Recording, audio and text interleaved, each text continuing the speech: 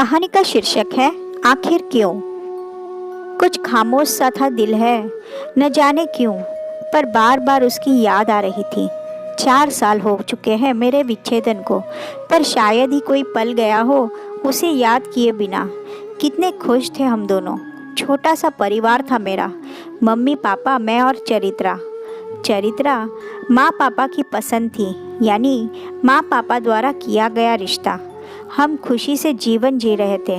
Mummy papa भी इतनी प्यारी सुशील बहू पाकर खुश थे।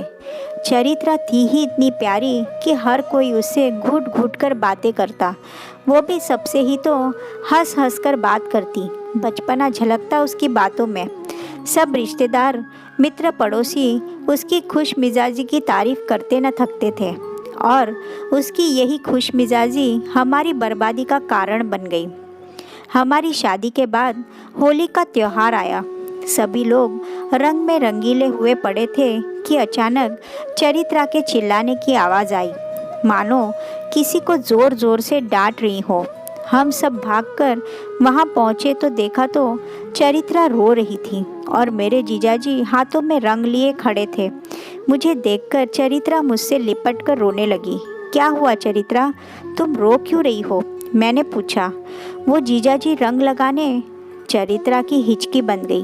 बोलो क्या हुआ, घबराओ मत, मैंने उसके सिर पर हाथ रखकर कहा।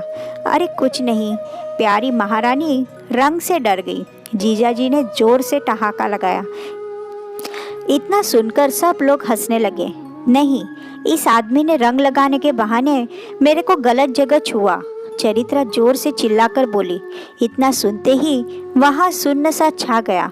जीजाजी वहाँ से चले गए और चरित्रा की हालत देखकर मुझे समझ नहीं आ रहा था कि क्या करूँ और क्या ना करूँ। इतने में दीदी बोली, ये झूठी है, तेरे जीजाजी ऐसा कर ही नहीं सकते, ये तो है ही ऐसी, देखो तो ज़रा सबसे कैसे हंस हंस कर बातें करती है, तेरे दोस्तों से भी तो घुल मिलकर बातें करती है और मेरे पति पर गलत आरोप लगा रही है, उल्टा कमीनी कहीं की।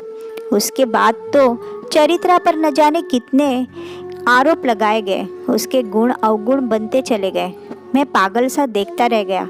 मम्मी पापा भी दीदी की ही भाषा बोले जा रहे थे। चरित्रा उसी समय पीहर चली गई। मैं उसे वापस लाना चाहता था, पर मम्मी ने अपनी जान देने की धमकी देकर मेरे पैरों में जंजीर डाल दी। फिर पापा ने विच्छेदन के कागजात तैयार करवाकर मेरे दस्तखत करवाए और चरित्रा के दस्तखत भी करवा लिए। तब से मैं चरित्रा के बिना जी रहा हूँ, बिना अवधि का दर्द पा रहा हूँ। वो कहाँ है मुझे नहीं जानकारी, इतना जानता हूँ कि एक व्यक्ति की कुत्सित भावना मेरा प्यार लील गई।